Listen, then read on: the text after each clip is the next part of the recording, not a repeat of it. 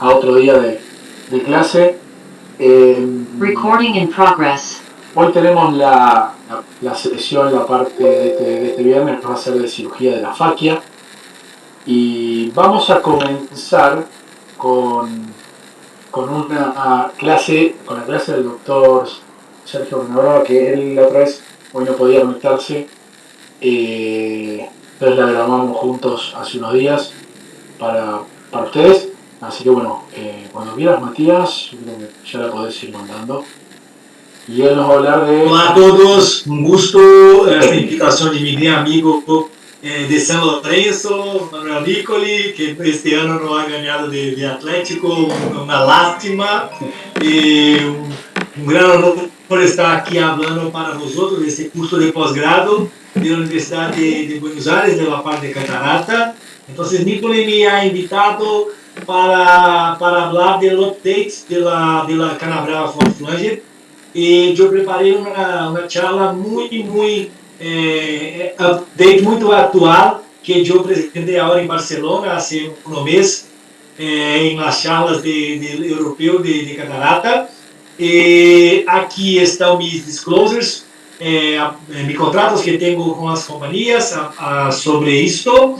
E para recordar solamente, algumas pessoas não se recordam, pero o primeiro double flange que cambiou a cirurgia complexa em el mundo não se foi feito com polipropileno. Lo hice com uma simples áptico de hidrolene de uma lente de 3 peças. Só depois de um ano que empecé os trabalhos com o prolene, a história do prolene, todos lo sabem, se utiliza em todos os mundos, a técnica de Canabrava, com o doble flange, que se utiliza para íris e tudo mais. Então, aqui alguns exemplos, por exemplo, com o Dr. Kashaktian, de Estados Unidos, para artificial, Dr. Altan Alcazan, para complexo de Hepper e Aires, Dr. Duval e Dr. Micheletti para Punch IOL. Então, é um gusto que esta técnica ha cambiado muito na cirurgia complexa.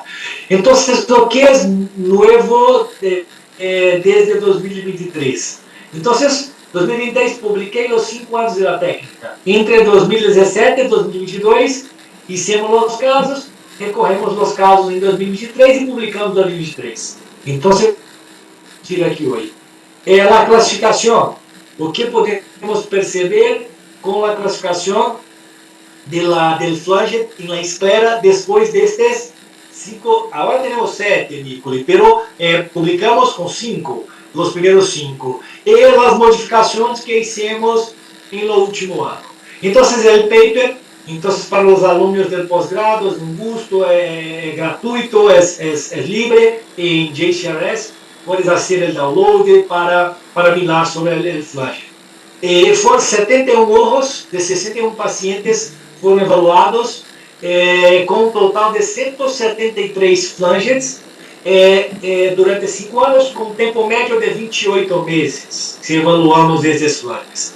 E o que aprendemos? Esses não são casos meus, porque desde o princípio eu sempre discuto, tem que fazer o sepultamento do flange dentro da esclera.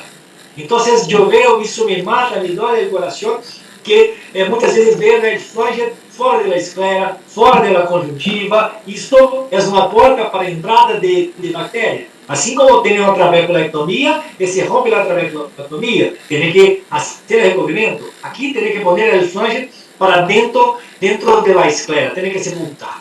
Outro ponto importante, que nos casos que tive problema, foi porque não hice a técnica correta. Este é um vídeo meu à esquerda, porque algumas vezes não olvidamos e vamos direto à esclera, não é?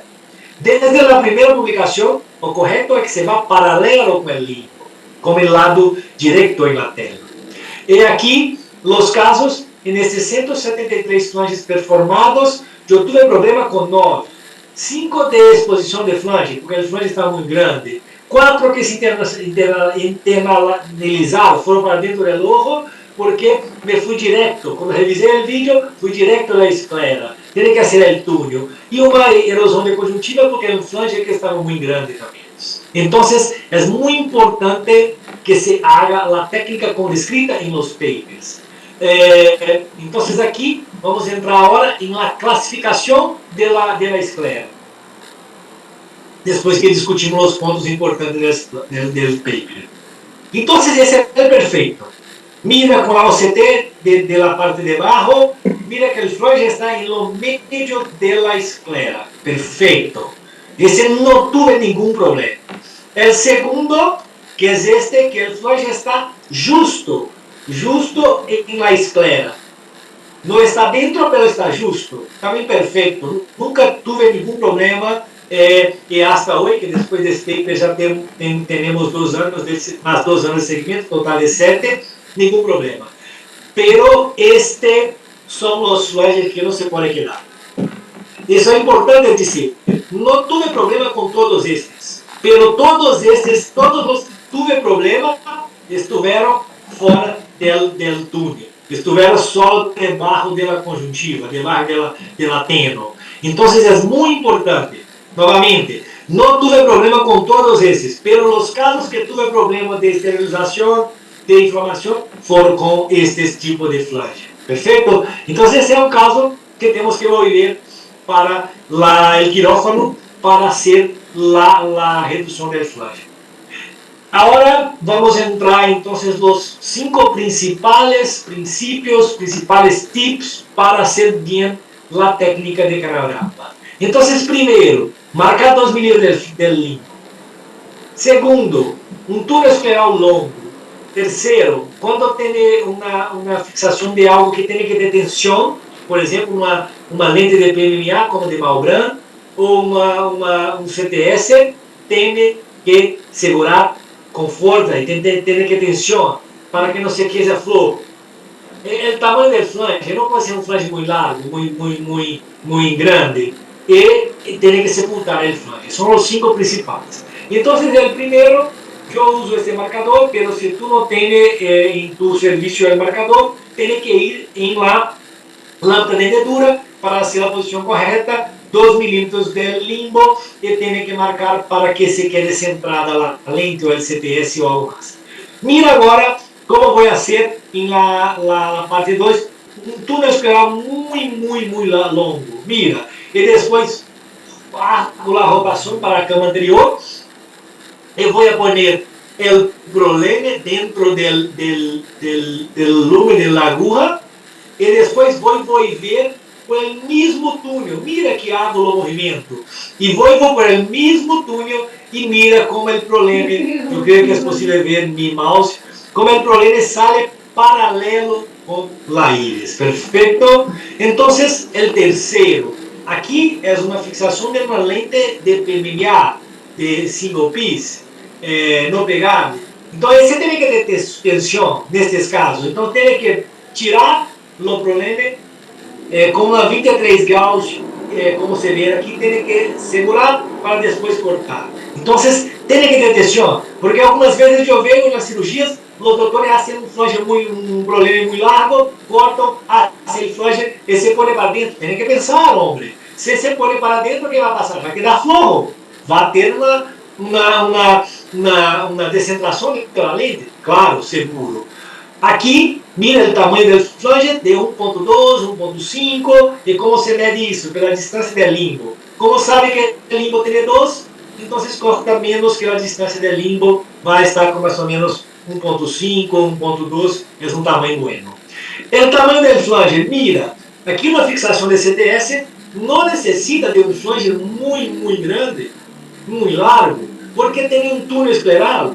Então, se ha hecho um túnel escleral, está tranquilo, el flange se va a quedar sepultado y no se va para dentro del ojo y no se va a salir del ojo también. Mira cómo está. Perfecto. Aquí algunas fotos que la izquierda es mía, la derecha no es mía, que muchas veces se ve, no se puede usar un flange como este. No puede ser tan grande, tan largo como este, porque va a tener complicación, y en la zona conjuntiva, endoftalmite y por ahí se pasa. Aquí esse caso é mío, eu publiquei em JCRS. Foi um caso com uma inflamação na conjuntiva. Eu o tratei com moxicillin e corticoide por 7 dias, depois volvi ao quirófano e lo reduzi o tamanho de flange, depois se passou bem e se passa bem hasta hoje. E aqui, por último, dela chip, que mira, este é perfeito. Se tuvéssemos uma esclera com flange assim todas as vezes, seria perfeito. Um tamanho não muito grande, mira, como essa flange se vai dentro e você pode sepultar, o flange está bem perfeito. Então esse seria o perfeito, eu digo. Nem sempre vamos estar assim. E como não conseguimos, temos que volver para o quirófano. Perfeito?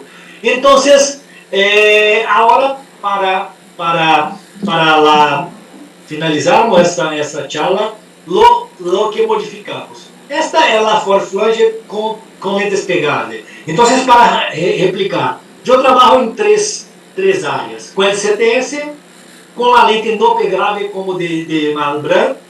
Depois, comecei tentando fazer os punch nas lentes, não se quedou bem, se tiltava, então hoje não recomendo fazer os punch porque a experiência que tem é que se tilta. E por último, que lá sigo agora com as lentes de 4 closed loops, como Micropur, como Acros, e todas as lentes que têm 4 pontos. Esta é a original. E na original, eu passava o problema fora de loop. Pero para passar o problema dos 4 loops fora de loop, eu necessitava de poner com uma pinça de burato, e necessitava de 3.4 milímetros de inserção. Então, se eu quedei pensando, o que eu posso fazer para modificar, para pôr o injetor? E essa é a modificação. Então, fazemos o túnel com uma agulha aqui de 29 gauss, porque eu utilizo de 6. E mira, eu insiro a lente arriba da íris. E a agulha me protege para que essa lente não se vá para o segmento posterior. E aqui, como podemos ver, vamos a poner a aguja em lo primeiro eyelet, el closed loop, inferior esquerdo. Mira, inferior esquerdo. E quando ele está dentro, eu pongo o problema e saco o problema por el primeiro túnel, que é inferior. Perfeito. Mira, uso o marcador, 3.5 milímetros de la primeira entrada, 2 milímetros de limbo, eu vou fazer o mesmo movimento, eu vou poner la agulha dentro do lumen, vou sacar novamente e mira, como os problemas deste primeiro loop lateral estão de superior para inferior. E aqui é uma característica muito boa da técnica, porque se está seguro, a lente está em cima da íris, não tem o perigo como as lentes de dos pontos de fixação, que se pode perder, cair a lente, aqui não. E mira, a mesma coisa, vamos a passar la agulha por el loop inferior, sacamos, mira, agora de baixo para cima, porque tem que ser na força contrária, de la esquerda de cima para abaixo e la direita de baixo para cima, porque tem que estar na contraforça para ter uma melhor centraje, melhor centralização. Este punto é um punto que é poquito mais desconfortável em los ojos izquierdos, porque los ojos izquierdos tienen la narina, es difícil de hacer el movimiento, porque la narina se toca. Entonces, cuando se empieza con la técnica, yo sugiero que se empiece con el ojo derecho, porque la parte temporal no va a tener la narina, que es la más difícil. La parte de la izquierda, tranquilo, porque es superior. Aquí ahora, pongo la lente para debajo de la iris, para iniciar a centração. E mira, neste caso não necessita de tensão, porque é um loop. Então, o loop pode ter um pouco menos tensão. Então, o primeiro e o segundo não necessitam de tensão. Mira, aqui eu posso ajustar, eu posso manejar a lente com tranquilidade para pôr na melhor posição. E depois aqui também vou fazer o segundo flange. E como vocês podem mirar, não necessita de um flange muito largo. Você pode também, mira, você pode poner sepultar na esclera. Este último aqui que estamos já localizando, a lente está centrada, o loop não está muito tirado, está tranquilo, yo hago el corte y después yo voy a sepultar este flanger final. E por último, el flanger número 3. E por último, ahí sí, en lo último flanger, tiene que estar la lente en la posición correcta y ahí tiene que, mira, tire para la posición un poquito a más, porque después la lente va a volver para la posición original, haga el flanger, tiene que segurar, tiene que estar tirado y ahí sí pone la lente en la posición y mira cómo se queda en muy buena posición, muy bien controlado todo eso. Me gustaría realmente agradecer a Nicole por la invitación, un curso, hablar para el curso de posgrado en la Universidad de Buenos Aires. Yo siempre, Nicole es un amigo de corazón, primera vez que fui a Argentina, voy para convite para la sociedad, no conocía Argentina, yo tenía, de verdad, por causa del fútbol, tenía un preconceito de los argentinos, pero hoy me gustan muchos amigos de Argentina, pero antes de conocer, de ir al Congreso de Argentina, realmente teníamos un preconceito. Muchas gracias, Sergio. Bueno, muy buena la charla de Sergio. Fíjense que esa técnica que él ya describió hace unos años y la viene modificando y la viene actualizando y la viene refinando, ha tenido grandes resultados para resolver casos de afaquia o de afaquia complicada, con los 4 puntos de sujeción, en donde ustedes saben, ahí marcó bien la clave en estos casos, es un buen túnel escleral, como él mostraba, y el flange, que es eso que se realiza con el calor y la punta de la áptica, tiene que estar bien enterrada en ese recorrido, en ese túnel escleral, para que no tengas ningún tipo de problema, ninguna extrusión, ninguna inflamación, ninguna infección y ninguna alteración conjuntival, porque eso es lo que básicamente genera los problemas a la larga si uno no entierra bien el flange, como bien explicó él, y están haciendo todos esos estudios y seguimientos de años de pacientes para su técnica. Así que excelente, me pareció esa charla. Guido, ¿algún comentario? Bienvenido. Bueno, gracias. Entré justo sobre el final, ya bueno, lo había escuchado la clase y sí, coincido con un poco esa técnica es muy buena en cuanto a la estabilidad, el menor tilting del lente. A mí siempre las técnicas de ProLN me da un poco de incertidumbre el tema de la exposición, ¿no? del flange. Es que me pasa con la Yamane también. Pero bueno, sí, tiene una gran ventaja, ¿no? En cuanto al centrado y al menor tilteo del lente, sin lugar a dudas. Él utiliza el 6.0, el problema 6.0 la técnica. Y esa agujita que muestra él que hace el túnel es 29G. No sé si tenemos esa sacada de 29G, pero es el problema 6.0, es el que utiliza para todas estas fijaciones. Perfecto. Bueno, no sé si está el doctor Marcelo Murillo, si no, comparto yo pantalla, así no... Marcelo está, me parece, ¿no? ¿Está? Aquí estamos, buenas tardes. Marce, bienvenido, ¿cómo estás? Bien, todo bien. Buenísimo. Manu, Guido, ¿qué tal? ¿Cómo está, Marcelo? ¿Cómo está? Igualmente una alegría verlos y bueno, muchas gracias por la invitación. Bueno, entonces vamos a darle lugar al doctor Marcelo Murillo. El doctor Marcelo Murillo es un cirujano referente de Latinoamérica en lo que es el segmento anterior y el segmento posterior, en la cirugía vitreoretinal también. Tiene muchísima experiencia en la cirugía de la faquia. Fundamentalmente él tuvo una formación muy intensiva en la cirugía de la técnica de Agarwal y las lentes fijadas de esclera. Tiene mucha experiencia también en la fijación de lentes en pacientes pediátricos. Él es presidente de la Sociedad Boliviana de Retina y Vitrio. Y bueno, es una gran alegría poder compartir este curso de posgrado con él. Bienvenido, Marcelo, y gracias por estar. Bueno, muchas gracias por la invitación y paso a compartir pantalla y siempre un gusto compartir con ustedes y esta parte de ciencia. Así que déjenme compartir.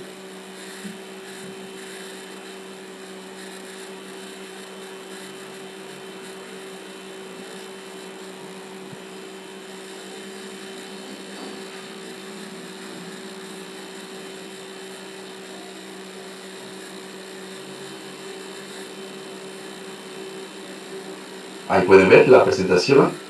Sí, sí, sí. Muy bien, entonces voy a hablar sobre la fijación transescleral sin sutura. Inicialmente comencé con esta técnica con el objetivo de que nuestros pacientes con prematuros, con retinopatía de la prematuridad, ya operados, que quedaban ensectomizados, me pareció la técnica más interesante con el de que estos pacientitos lensectomizados tengan una oportunidad para mejorar un poco la agudeza visual y evitar el ojo flojo en lo posible, ¿no? Entonces, un poco de historia de las fijaciones, bueno, de las técnicas sin sutura. En 2007, el doctor Gabor Shariot introdujo la fijación de un lente de 3 piezas en túneles esclerales.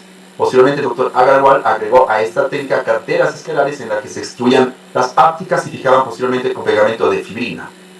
Como variante de esta técnica existe también una lente intraocular tipo Carlevale de una sola pieza, que es plegable, de acrílico hidrofóbico, que mide 13.2 milímetros y que en combinación de carteras esclerales de igual forma puede trabar sus ápticas de forma externa dentro de previos túneles esclerales, ¿no?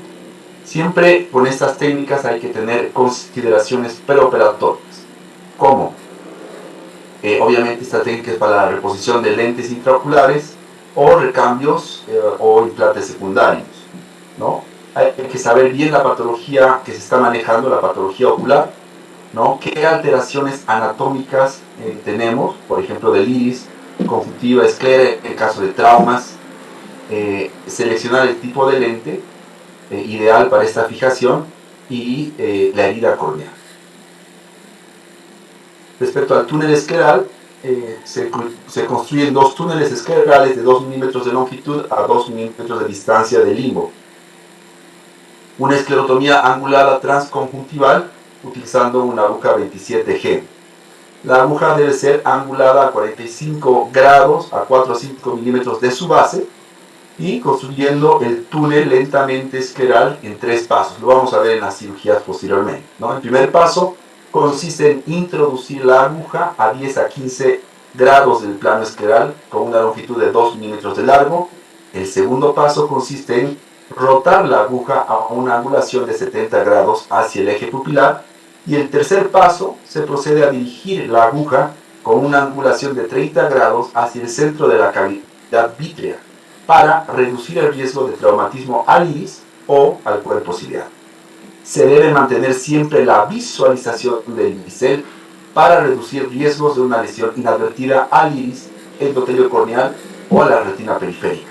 Y bueno, se recomienda evitar los meridianos 3 y 9 del reloj para reducir el riesgo de hemorragias.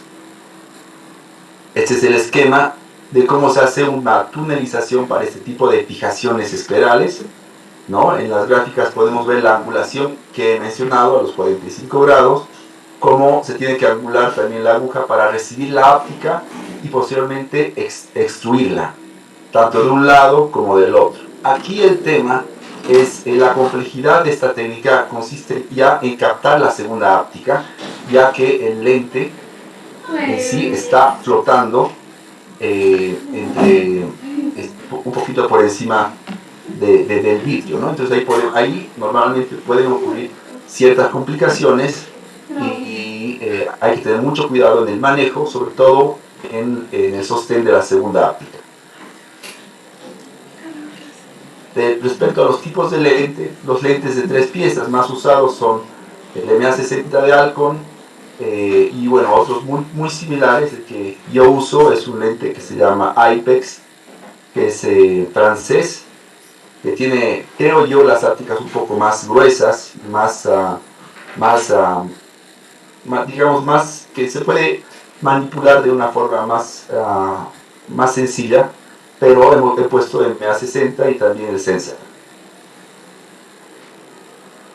La técnica de fijación de lente intraocular transescleral sin sutura se ha popularizado en comparación de lentes intraoculares con sutura, debido a las complicaciones tardías observadas relacionadas a la sutura. Cuando uno hace una fijación con sutura, siempre tiene que estar pendiente de la degradación de la misma, ¿no? Y esto puede inducir a desentreo del lente o que el lente se vaya a polo posterior.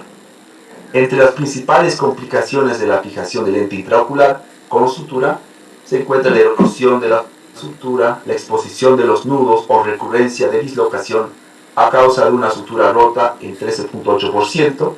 También se ha presentado glaucoma en 21.4%, desprendimiento de retina en 3.4% e hipertensión ocular en 30.5%. Bajo el concepto de no usar suturas, las complicaciones relacionadas a la sutura quedan descartadas en la fijación escleral sin sutura. Sin embargo, existen complicaciones, ¿no? Y es importante hacer mención de las siguientes complicaciones transoperatorias. Por ejemplo, hemorragia vítrea en un 5.0 y edema macular cistoideo en 1%. Prácticamente es bastante bajo. Vamos a mostrar algunos videos. La fijación transescleral sin sutura en patologías retinales, porque es algo muy común que estos pacientes queden lensectomía. Tenemos que hacer una lensectomía. Bueno, en este caso es una paciente, una niña de 10 años que se le puso un lente de PMA previo y se le tuvo que hacer una lensectomía, retirar el lente que le habían puesto porque no lo estaba tolerando adecuadamente, presentaba uveitis, y tuvimos que hacer una fijación transescleral sin sutura. Ahí pueden ver cómo las dos ópticas ya están expuestas, las hemos retirado, cómo están los túneles esclerales, en este caso en una forma triangular, puede ser un cuadrado, puede ser rectangular o triangular, para posteriormente enterrarlas y cubrir estas mismas esclerotomías, ¿no? Este es otro paciente víctima de trauma, donde el lente intraocular que tenía era un lente de 3 piezas que se fue a polo posterior debido al trauma, un trauma contuso, y lo que hicimos fue retirar el lente que estaba bastante dañado, y al mes hicimos una segunda intervención para fijar el lente. Obviamente hicimos una revisión previa de la retina donde se vio que existían lesiones periféricas secundarias al trauma por una de las ópticas. Entonces lo que atinamos a hacer fue reparar esa zona afectada, retirar el lente en una primera intervención. Ahí pueden ver una de las ópticas que está a nivel de la base vítrea. La retiramos. Posteriormente colocamos láser en una lesión periférica que estaba ocasionada por esta óptica, y al mes lo que hicimos fue, ya cuando el ojo estaba tranquilo, sin tanto proceso inflamatorio, hicimos una fijación, ¿no? Entonces esta es la cirugía del mes, la segunda, donde podemos ver que estamos realizando los túneles esclerales, en este caso túneles casi rectangulares, para posteriormente captar las ópticas. Ahí podemos recibir. La técnica dice, con una aguja 27, en este caso utilizamos una micropinza de retina para captar las ópticas de 25G, que me ayuda bastante también para poder tener mayor maniobrabilidad. Y en este otro caso sí utilizamos en la parte inferior una aguja, en este caso 30, para hacer la tunelización. O sea, como ustedes pueden ver, puede variarse un poco la técnica con diferentes tipos de instrumentos, pero el objetivo es el mismo, ¿no? Captar las ópticas, integrarlas adecuadamente, cubrirlas con esclera, cubrirlas la conjuntiva adecuadamente a la esclera para que pueda existir una buena sujeción y no exista un tilt, que es un movimiento del lente intraocular. Y ahora voy a mostrar un tercer video. Este video es un paciente, capaz uno de los casos más complejos que he tenido, un paciente con retinopatía de la prematuridad, donde intervenimos a los 3 meses de nacido. Tuvimos que hacer una lesectomía en ese momento por la patología que tenía el prematuro. Ahí estamos haciendo la lesectomía para posteriormente aplicar la retina, ¿no? Entonces voy a avanzar un poquito porque el tema es la fijación. La segunda cirugía también era un caso complejo, tuvimos que reintervenir porque había hialoides posterior presente, tuvimos que retirar nuevamente todas esas hialoides para terminar con aceite de silicón por unos 2-3 años y la retina quedó así. Es como la retina quedó pegada y el 2020, o sea, a los 5 años de realizar este procedimiento se hizo la fijación. En el caso de los la niña tenía 5 años, era un poco más manejable, entonces van a fijarse que tanto el tenon como la conjuntiva son bastante más difíciles de manejarlos porque existe mucho tenon, ¿no? Es muy profuso y a veces es complicado realizar estas esclerotomías, sin embargo se puede. Posteriormente realizamos la fijación, como la primera áptica y la segunda como estaba en el esquema, y cubrimos estas ápticas como tiene que ser, ¿no? Con la conjuntiva y todo. Una vez que cerramos la conjuntiva, el lente está fijado y la evolución hubo una mejoría en la agudeza visual. Obviamente, dada la patología, no fue marcada, pero sí ayudó por lo menos aquí. En los casos de retinopatía de la prematuridad, cualquier mejoría en cuestión de líneas de visión ya es ganancia, ¿no? Entonces fue un éxito quirúrgico este caso bastante complejo. Ahí está la agudeza visual con la que quedó, 0,5, obviamente moderada con las metamorfosias y dismorfosias que pueda tener este ojito.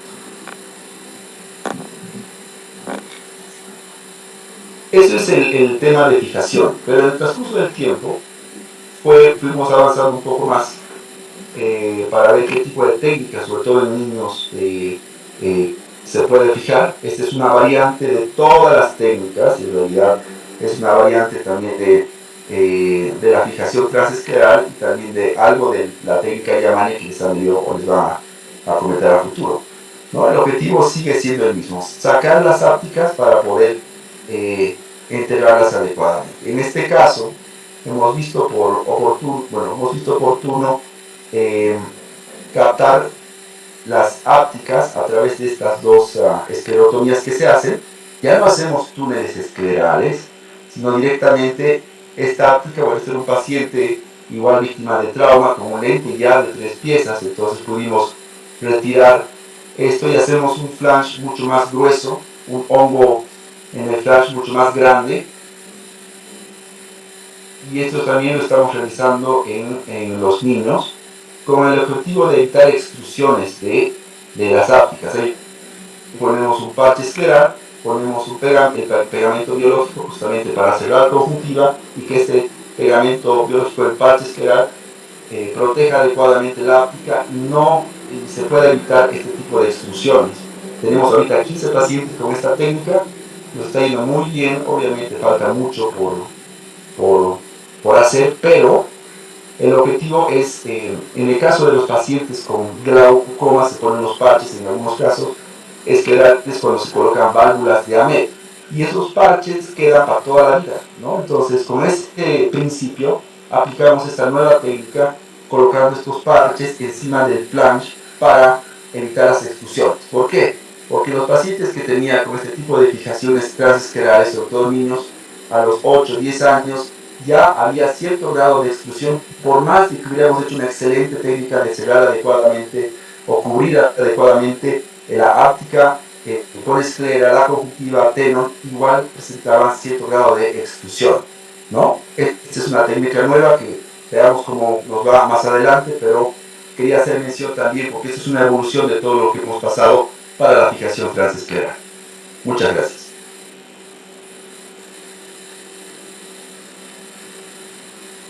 Gracias, Marce. Tengo una consulta. Vos, en adultos, ¿cómo es tu técnica? ¿Varía mucho? ¿Tenés otras modificaciones? ¿En adultos es lo mismo?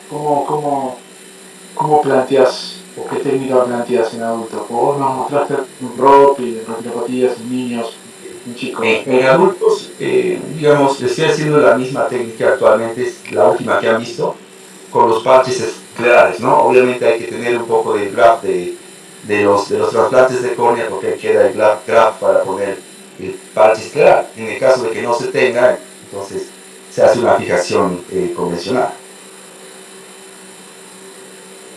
¿Y alguna vez utilizaste el pegamento? Sí, siempre uso el pegamento, ¿no? Y actualmente el pegamento también lo estoy usando, ¿no? Si es que hay escasez de pegamento, hacemos la centrifugación, ¿no? En el mismo paciente, y utilizamos creo que es, no sé si es el oxalato de calcio, algo que sirve como el fijador justamente de esta, ¿no? Hacemos nuestro propio pegamento con cada paciente para poder, porque hay una escasez en este pegamento biológico que lo compramos antes con mucha facilidad y actualmente hay cierta escasez, creo que en Latinoamérica. Entonces ¿Cómo lo hacen? ¿Cómo lo hacen eso? Cuando se trata de suero, sí, hacemos una centrifugación 15 a 20 minutos, ¿no? de la sangre del paciente para posteriormente retirar obviamente el suero, y colocamos de igual forma el suero en la misma zona como han visto en la técnica, y colocamos una gota del oxalato, creo que es oxalato de calcio, o me acuerdo, algo de calcio, sí. Para que sea el fijador, ¿no? Que sea el activador de la coagulación.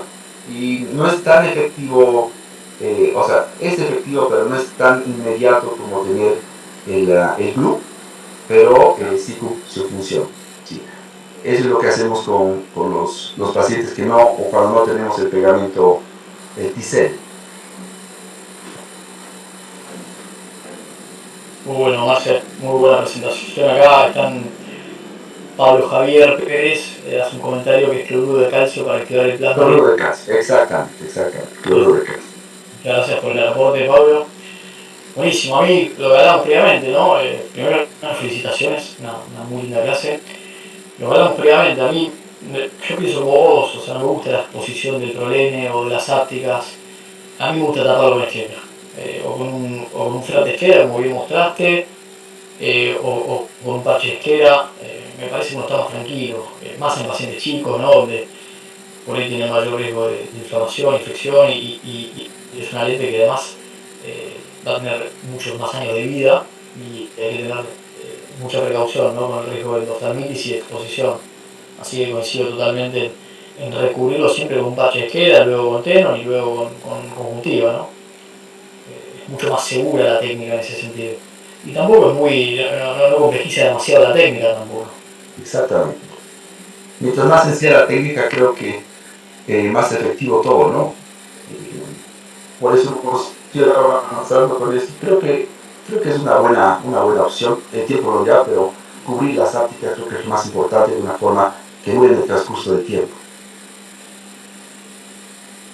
Buenísimo, perfecto, clarísimo. No sé si hay algún comentario más, Manu. No, perfecto y fue muy claro, y es verdad lo que dicen de las ápticas. A veces como mostrábamos antes, los flanges y eso se exterioriza como una llamada que puede pasar. Estas técnicas son un poquito más seguras en ese sentido, porque uno cubre, hace los flaps esclerales y queda cubierto y es más seguro, y vamos a tener más seguridad en los años, y son técnicas que ya han recorrido su tiempo, y eso es importante cuando uno va a operar y va a dejar a alguien años y años con una técnica que bueno, que queremos que no tengamos problemas como descentramiento, infecciones y alteraciones en los lugares donde hemos hecho hemos escondido las ápticas. Así que bueno, excelente, Marcelo, felicitarte, agradecerte, y siempre un gusto tenerte acá. Gracias, Manu, presidido. Realmente yo agradecido y a la orden para lo que necesite. Fuerte abrazo. Gracias, Marcelo. Gracias, Marcelo. Voy a compartir pantalla. ¿Se ve ahí, Manu? Sí, sí. Ahí, Ahí. ahí está. A ver, que voy a poner en modo presentación.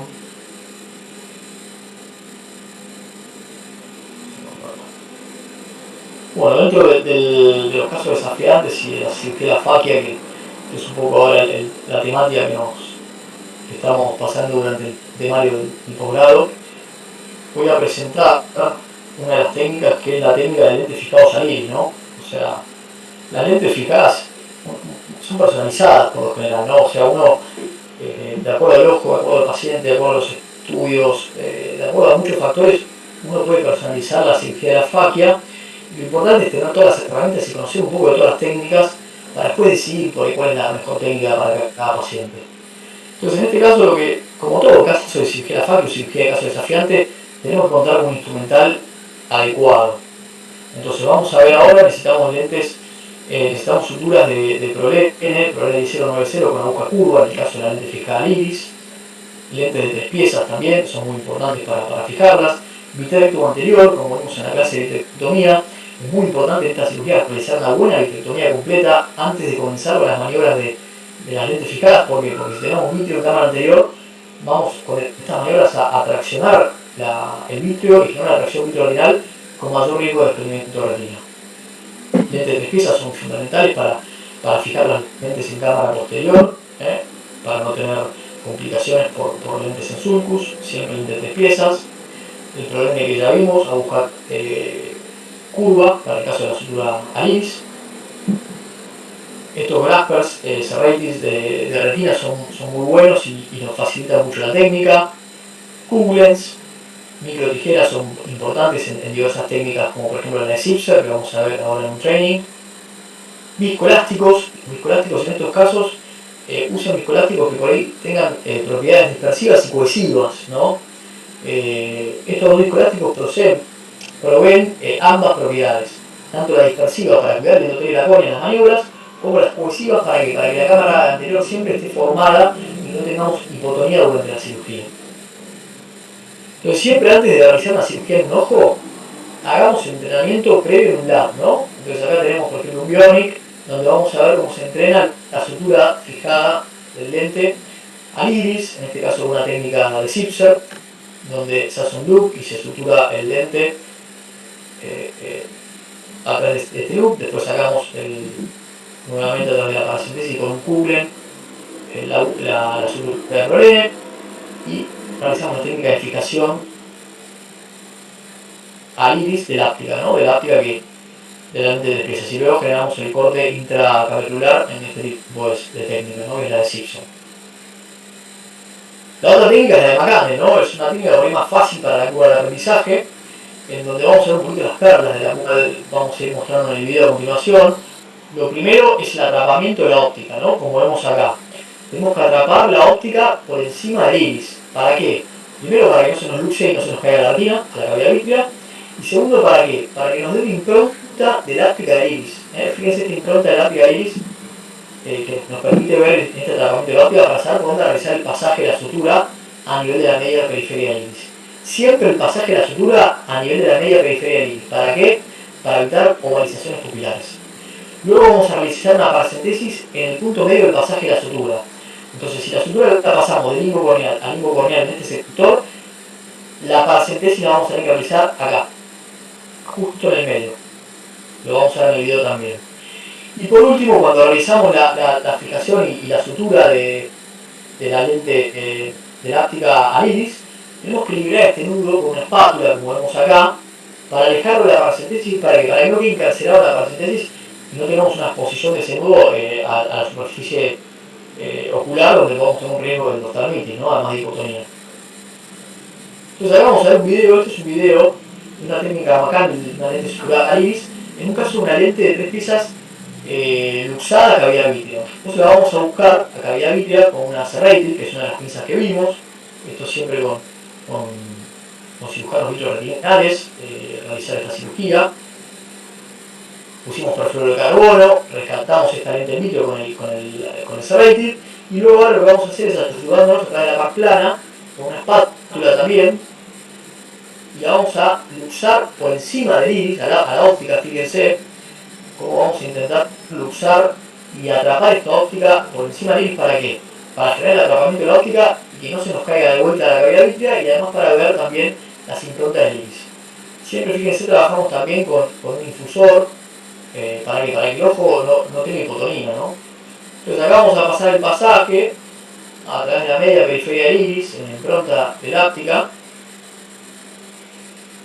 En los iris oscuros es un poquito más difícil verlo, por eso es importante ver la impronta teláptica.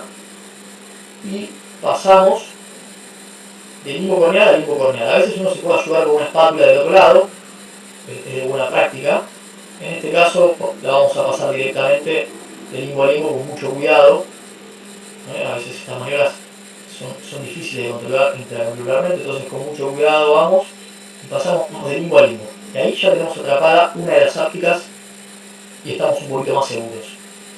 Luego vamos a bajar, ahora sí, esta áptica que había quedado en cámara anterior, la bajamos y nos ayudamos también por paz plana con esta espátula para no luxar la lenta cavidad vítrea.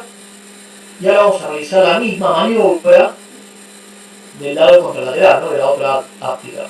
Entonces ya la tenemos luxada y atrapada a nivel del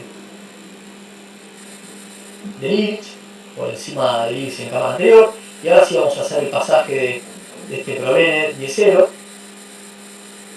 porque ya no tenemos riesgo de que se nos caiga la cavidad vítrea. Fíjense, siempre tener un formador de cámara, ¿no? En este caso lo tenemos a través de paz plana. ¿Para qué? Para evitar la hipotonía. La hipotonía es lo peor que puede tener un hijo, tanto en el intraoperatorio como en el postoperatorio. Y acá, a nivel del medio, del pasaje de las suturas corneales, del limbo corneal, vamos a hacer la paracentesis como una FACO, una paracentesis como una FACO, y vamos a ir a buscar el problema. En este caso lo vamos a ir a buscar con cubre, en este caso vamos a usar una serrated. Vamos a buscar uno de los extremos de la sutura del problema y lo vamos a exteriorizar a través de la paracentesis. Siempre sosteniendo el otro extremo de la sutura del problema para que no se nos vuelva a meter adentro del ojo, ¿no? Eso es importante. Entonces, son cirugías que demoran tiempo. Entonces, tómense su tiempo, vayan tranquilos. Buscamos de vuelta el otro extremo del problema y lo vamos a esterilizar a través de la paracentesis corneal.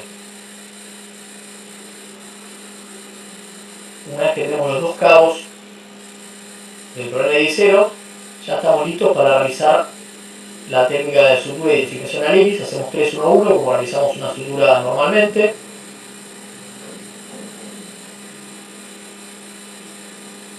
Primero vamos a hacer los tres para anudar. Lo hacemos con mucho cuidado, lo llevamos a la paracentesis corneal con mucho cuidado para no traccionar el iris. Y ahora lo vamos a fijar pasándolo una vez, lo fijamos con mucho cuidado sin traccionar y lo fijamos nuevamente.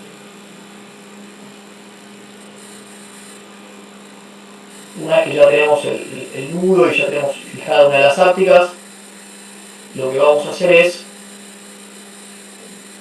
vamos a cortar al ras del borde de la sutura, con mucho cuidado de no cortar el nudo, eso es clave, podemos volver a empezar si no. Y vamos a la otra áptica. Lo mismo, pasamos por limbo corneal, con la aguja de problema de curva. Vemos el impronta ahí con la espátula que vamos ayudándonos ahí a nivel del trocar de paz plana. Y pasamos por la media periferia del iris y pasamos por el otro limbo corneal.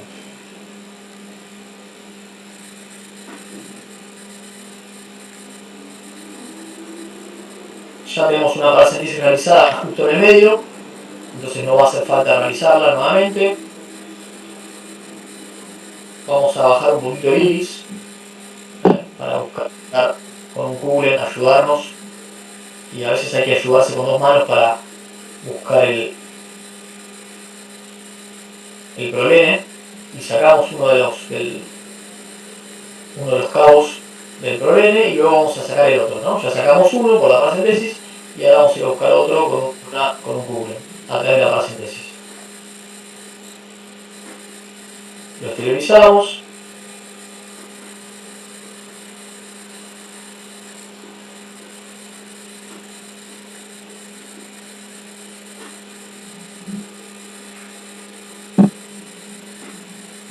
Y ahora vamos a hacer de vuelta lo mismo que hicimos contralateralmente. Vamos a hacer primero el anudamiento. Esto es como una sutura normal que hacemos a nivel corneal o a nivel de conjuntiva, 3, 1, 1. 1, 2, 3. Buscamos el otro cabo. Suturamos sin traccionar demasiado. Con mucha delicadeza de cabeza.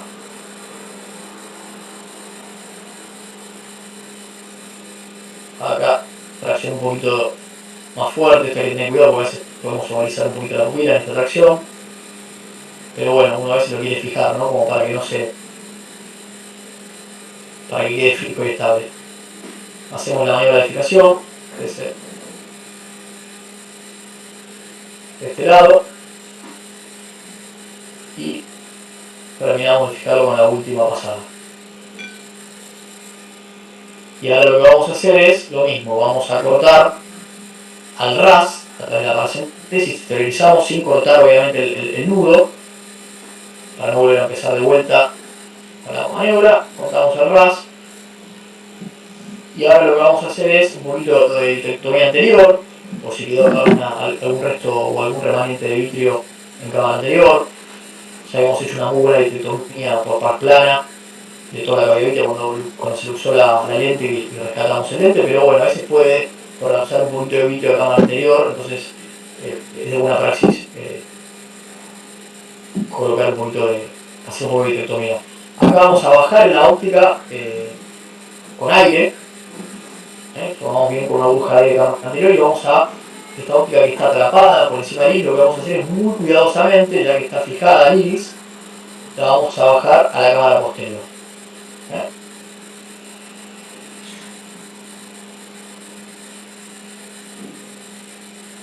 Entonces con esta espátula nos ayudamos con mucho cuidado.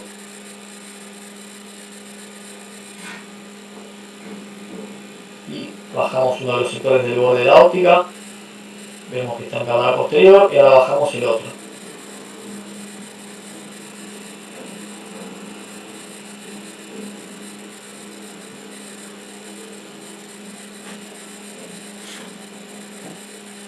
Ahí bajaron ambos, o sea, ya está la lente. Lo que vamos a hacer es vamos a chequear atrás de todo la par plana, vamos a ver que esté estable, que esté centrado. Antes de retirarnos del ojo, vemos que la lente está en cámara posterior, está estable, está centrada. Entonces no vamos a correr el riesgo de que se luxe la cavidad vitrea nuevamente. Ahí está perfecto.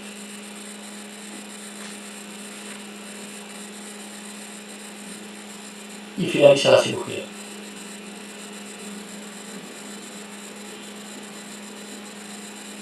Muy bien, para evitar ovalizar la pupila, ahí tiene un poquito ovalizada porque traccioné más de un lado que del otro.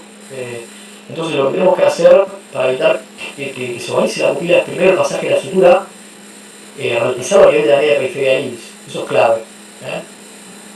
Después a veces se ovaliza la pupila cuando queda demasiado iris encarcelado el pasaje de la aguja. Eso puede pasar, además en los iris oscuros como en este caso. Y cuando los nudos de la sutura son muy ajustados, más de un lado que el otro, puede también generar una ovalización pupilar. Y es muy importante, lo más importante, porque cuando ovaliza la pupila por ahí es un poquito molesto a nivel estético, o incluso para uno la biomicroscopía, pero lo más importante es que no quede iris encarcelado en la paracentesis corneal, porque esto nos puede traer complicaciones como riesgo de endotelitis por exposición del nudo con la superficie ocular, ¿no? Con la flora de la conjuntiva palpebral. Algunos trabajos, ¿no? que lo que hacían era una comparativa entre distintos tipos de lentes de la cirugía de la faquia, como lentes fijadas al iris, lentes fijadas a esclera. Esto es un reporte de la Academia Americana de Oftalmología donde llegaron a la conclusión de que no había demasiado diferencia en la incidencia de complicaciones y en el outcome del resultado postoperatorio visual entre las distintas técnicas. Sí, comparé con la lente de cámara anterior un poquito mayor incidencia de complicaciones. Después llegó la era de la Yamane, donde empezaron también a comparar la fijación con la Yamane intraescleral con las lentes fijadas a esclera. Y bueno, ahora vamos a ver un cuadro comparativo en donde distintos trabajos de publicaciones y review vieron las distintas ventajas y desventajas o complicaciones entre las distintas técnicas quirúrgicas. Por ejemplo, la lente de cámara anterior soporta angular, como ventajas traía que es una técnica rápida y sencilla con una curva de aprendizaje más fácil para el cirujano del segmento anterior, pero como complicaciones se vio con el tiempo que generaba mayor descompensación corneal por su cercanía al endotelio, mayor astigmatismo porque digamos que son lentes rígidas que entran a través de 5,5 o 6 milímetros, podía generar glaucoma por lesión a nivel del ángulo híbrido corneal y ovalizaciones pupilares cuando la lente por ahí era más grande que el white to white. Entonces se dejaron un poco, todavía siguen en vigencia para algunos casos, por ahí pacientes añosos con buen endotelio, es una técnica que se puede emplear, pero se fueron reemplazando por este tipo de técnicas, ¿no? Como la lente eficaz a iris posterior, como ventajas tiene menor riesgo de descompensación corneal porque están más alejados del endotelio, menor astigmatismo corneal porque las podemos implantar a través de incisiones más pequeñas y una mejor aguza visual, lógicamente. Y en este caso lo que hicimos también personalizadamente es como teníamos ya una lente Luxan cavidad vítrea, la limitamos y ya no hacía falta ni siquiera calcularla, porque ya la lente estaba calculada previamente, era una lente que ya no hacía falta explantarla, entonces ya la podíamos fijar directamente sin necesidad de explantarla para reimplantar otra, y a veces uno puede personalizar en ese tipo de detalles, ¿no?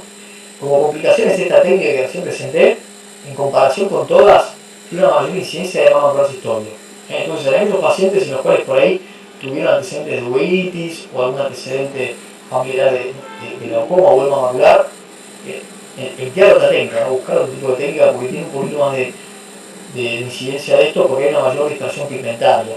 Y esta mayor dispersión pigmentaria además puede dar glaucoma pigmentario, entonces en pacientes glaucomatosos por ahí tengamos también mucho recaudo y evaluar otra técnica. Y también se han descrito y publicado casos de erosiones tardías del prolene.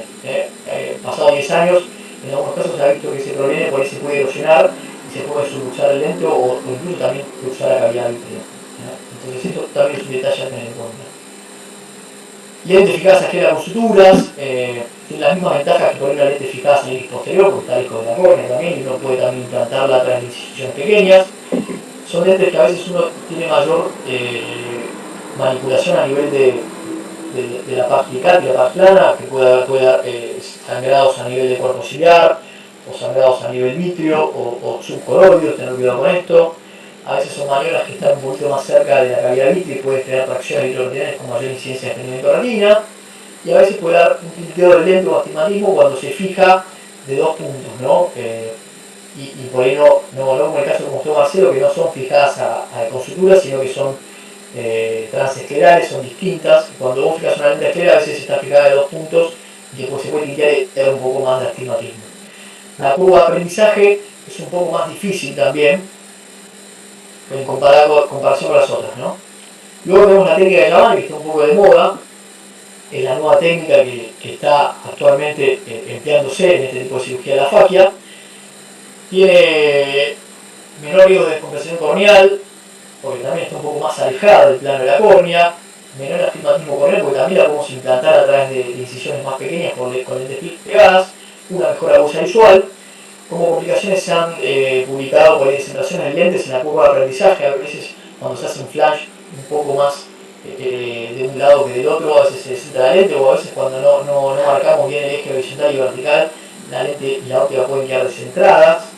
Endostamitis por exposición, cuando por ahí no usamos la aguja adecuada, la aguja adecuada de la técnica, como lo van a ver en la próxima clase del viernes que viene, es la ultra fin de 30 G. Entonces hay menor riesgo de exposición y menor riesgo de endostamitis.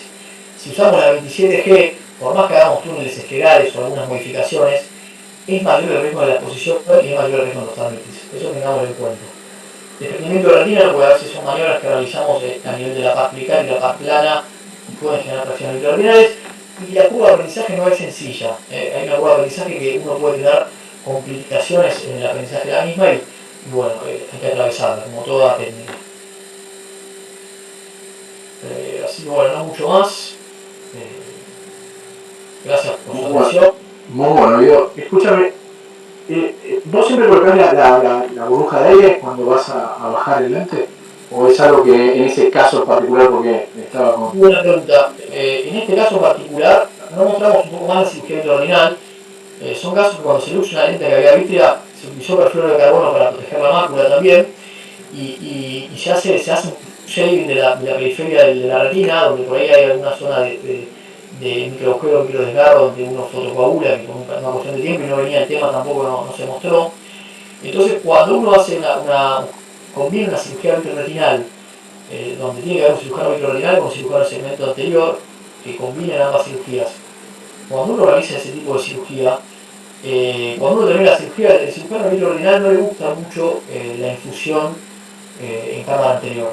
Es una realidad, mismo cuando hay una cirugía de desprendimiento de retina, no quieren meter más líquido en el ojo para que no se filtre la cavidad vítrea. Solamente por eso. Si no hubiese sido una luxación de la lente de la cavidad vítrea, y hubiese sido una lente subluxada por ahí que había que fijar, lo hubiese hecho sin aire, es mucho más fácil. Y otra pregunta. Imagínate que vos tenés un caso que es una catarata muy dura, pseudofoliación, y intentás, no viene bien todo y haces un extracapsular, a veces sale todo entero, como sale con el bar. Vos ahí tal vez te planteas y fijar una lente iris, en ese caso, ¿haces una vitrectomía anterior o si no viene vitrio, vos no haces una vitrectomía? Y yo creo que si viene intracapsular va a venir vitrio. O sea, si viene todo el saco, lo vamos a poner que es muy... venís con todo el saco, o sea que va a ser una prolapso de vitrio seguro. Siempre es conveniente ponerle nancinolona, ver si hay alguna vía vitrea, hacer una buena remoción del vidrio de cámara anterior, cerrar bien la vía corneal antes, ¿no? Como para trabajar en una cámara hermética, que no siga prolapsando vitrio desde la vía vitrea. Y bueno, una vez que uno, o sea, se realmente certifica que no ha habido en cámara anterior, ahí evaluar, ¿no? ¿Qué va a hacer? Si implantar una artista anafálico como va a presentar ahora el doctor Patricio Garraer, si depende, a veces por ahí, si una intercapsular ya viste 8 milímetros o 9 milímetros de acuerdo al tamaño de la catarata, y es un paciente añoso, que por ahí vos sabés que tiene un buen recuento notarial y tiene 86 años, y por ahí la lente de cámara anterior rectangular no es mala palabra, pero tampoco uno puede también tener esa alternativa, pero si no uno puede optar por alguna técnica con la cual esté más cómodo, ¿no? A mí si hay un daño a nivel iridiano, yo descarto la lente fijada al iris como presenté recién, ¿no? Y el paciente con pseudofoliación que puede tener iris, unos iris más. Por ahí conviene evitarlo porque también vos pensás que en esta técnica de fijación al iris hay dispersión pigmentaria, y estos pacientes, como si vos, tienen ya el intravehicular con el material pseudofoliativo, vos tomás por ahí dispersión pigmentaria, y por ahí aumentás el riesgo y la incidencia de glaucoma, de hacer un glaucoma secundario, un mix entre pigmentario y pseudofoliativo, y no es lo ideal, ¿no? En ese caso en particular. Perfecto. Bien, claro, ¿cuáles fueron tus mayores, al comienzo, con la técnica, tus mayores dificultades con la técnica? ¿En qué notas? ¿Con esta? Sí.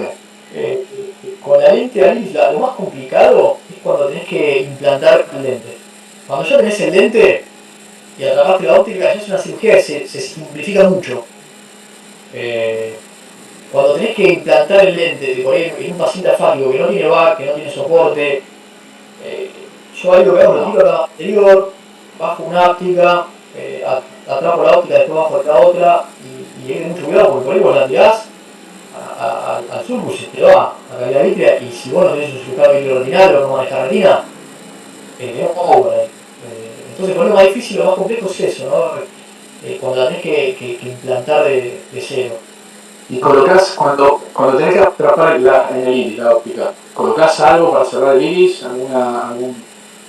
Sí, al principio no, porque quiero irse quiero meter cómodamente, y después cuando ya por ahí metí una óptica con un poquito de metal, para que te agarre la lente. y la trago así. A veces igual son ojos los afálicos que no tienen buenas dilataciones. Generalmente son iris que están cascoteados y tienen atrofia y dilatan media periferia. Entonces, a veces tenés una dilatación media que ya te permite la maniobra, ¿no? Perfecto, clarísimo. Bueno, buenísimo que está el doctor Gradiero. ¿Cómo estás, Pato? Hola Manu, ¿cómo andan? Guido, Pato, bienvenido, gracias. a ustedes por invitarme. ¿Se me escucha bien ahí? Estoy un poquito... Perfecto, te escucho. Sí. Bueno, muy buena la clase de Guido. Excelente. Gracias, Pato. Muchas gracias. Un placer que estés acá con nosotros. El doctor Patricio Nieves es Lo docente comparto. de la Universidad de Buenos Aires, es cirujano referente a nivel nacional e internacional de córnea, cirugía refractiva, cirugía de catarata, tiene mucha experiencia en el manejo de la fábrica con lente de Artisan, es jefe de cirugía refractiva y de córnea del Hospital Santa Lucía, así que es un verdadero honor que estés acá nuevamente con nosotros, Patricio. No, no, por favor.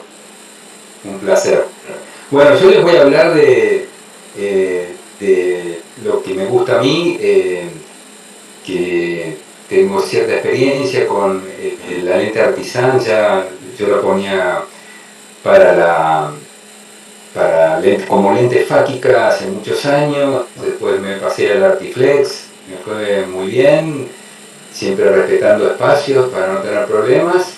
Y la lente Artisan para Fakiat, vamos a ver en qué condiciones y en qué circunstancias nos va a venir. Espera que no puedo pasar la diapositiva. Ahí está.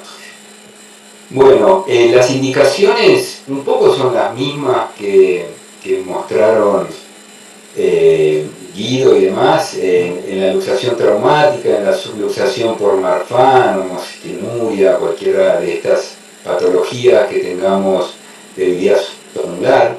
En catarata congénita se utilizó muchísimo.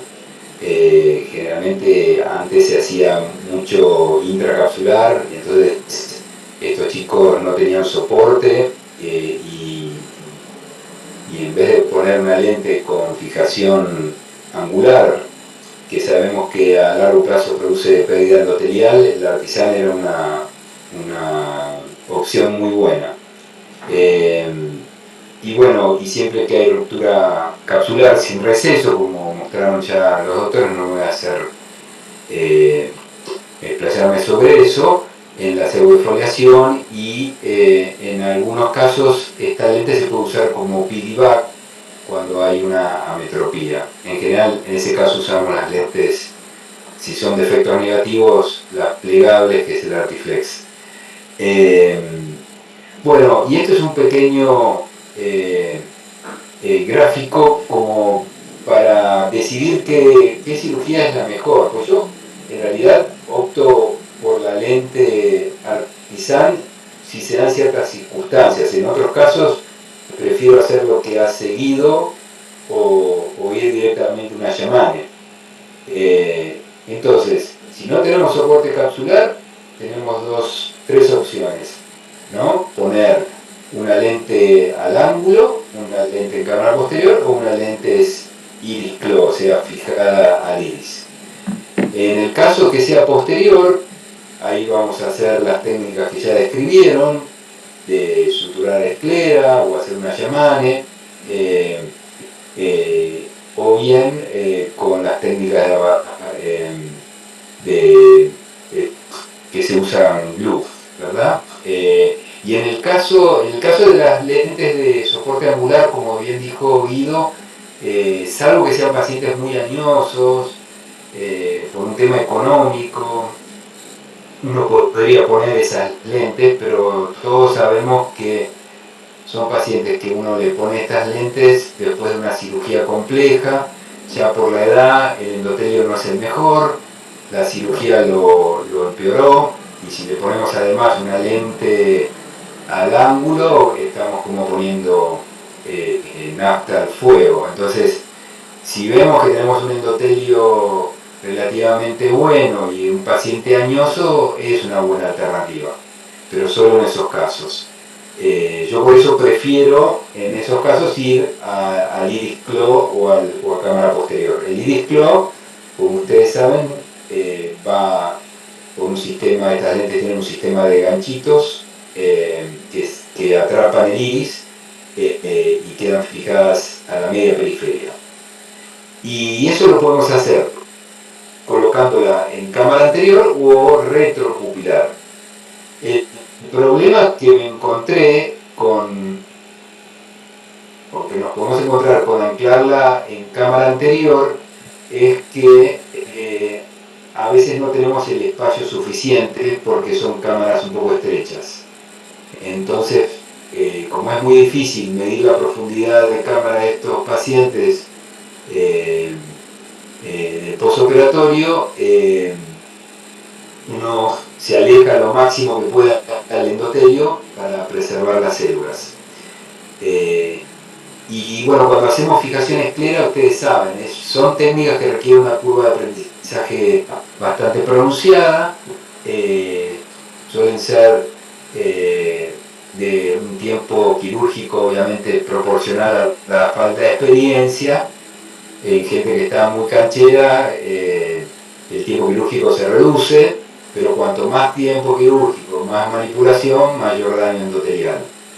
El otro gran problema de estas lentes es el tilting, ¿no? Que si la sutura no es precisa, si uno ancla esclera, muchas veces tenemos estos astigmatismos que se dan por el tilteo de la lente, que son de muy difícil corrección, ¿no?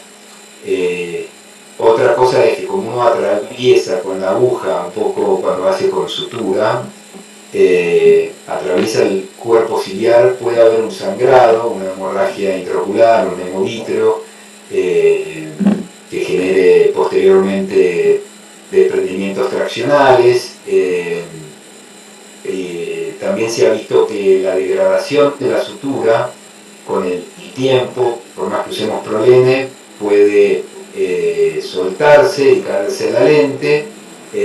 Otra cosa es la posibilidad de tener endoftalmitis tardía por exposición de la sutura. Y bueno, y como ustedes saben, estos pacientes añosos, si hacemos este procedimiento generalmente bajo hipotonía prolongada, aumentamos el riesgo de la hemorragia supracoroidal, ¿verdad?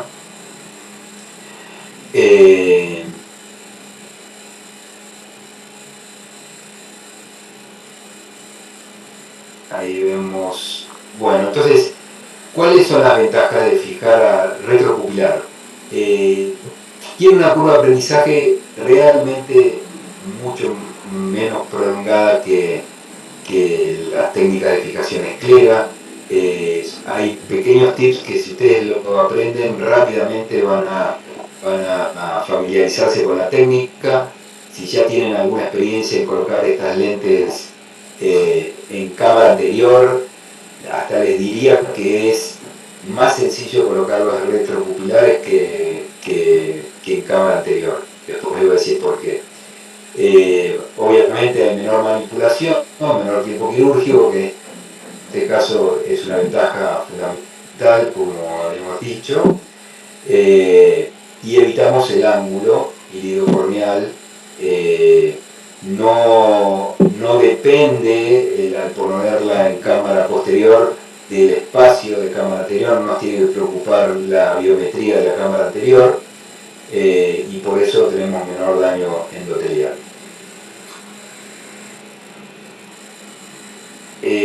Eso, lo último que no mencioné, como estos pacientes pueden, a pesar de todos los cuidados, terminar con una falla endotelial y en el futuro tengan la necesidad de hacer un injerto lamelar posterior o penetrante, el hecho de que la lente esté en cámara posterior es una gran ventaja. Si no, vamos a tener que, si está en cámara anterior, vamos a tener que necesariamente explantarla y poner otro implante en cámara posterior o hacer un retropupilar. Bueno, no les voy a hablar de la historia, es una lente que ya tiene mucha historia como uso para afaquia, pero en cámara anterior. Se fija al iris periférico, que por lo tanto no afecta la irrigación del iris, no afecta la dilatación, uno puede dilatarlo perfectamente,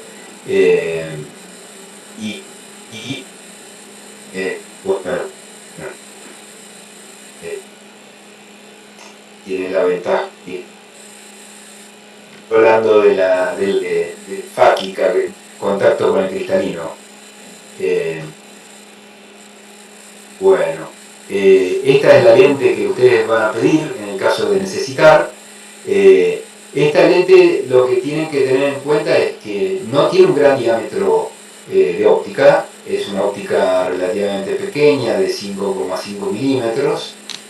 en cierta forma tiene la ventaja que entra por una incisión de 5 o 6 milímetros, pero tiene la desventaja que si tenemos una pupila con una dilatación o una midriasis por trauma quirúrgico o lo que sea, hay que tener en cuenta mucho la pupilometría, porque si no el paciente va a ver el borde de la lente. Entonces, en lo posible, indicar en pacientes con pupilas relativamente sanas y que no sean superiores a 6 milímetros. Y otra cosa que es importante es que tiene una constante diferente a si la lente va en cámara anterior que si va en cámara posterior. Si va en cámara anterior, eso se lo van a preguntar igual al fabricante, se utiliza una constante de 115 para ecómetros convencionales, y si va en cámara posterior ya es un 116.7.